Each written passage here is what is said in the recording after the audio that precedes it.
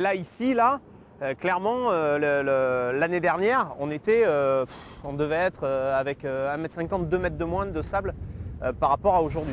Autre illustration de ce retour du sable sur les plages de Lacano, la coque du Cantabria, ce navire espagnol échoué en 1937 et que les tempêtes de l'hiver dernier avaient fait apparaître, eh bien cette coque est à nouveau presque totalement ensevelie. Il est revenu à son stade avant l'hiver 2013-2014 et du coup, oui, clairement c'est une preuve du réensablement de notre littoral.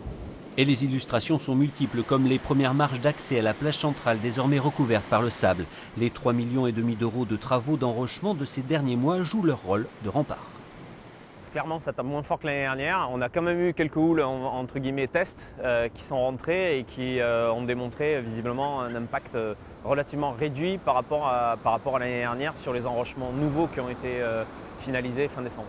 Maintenant, il faut juste espérer que les tempêtes qu'on a eues l'hiver dernier soient exceptionnelles et que ça ne se reproduise pas tous les ans. Et un nouveau test grandeur nature est prévu en fin de semaine.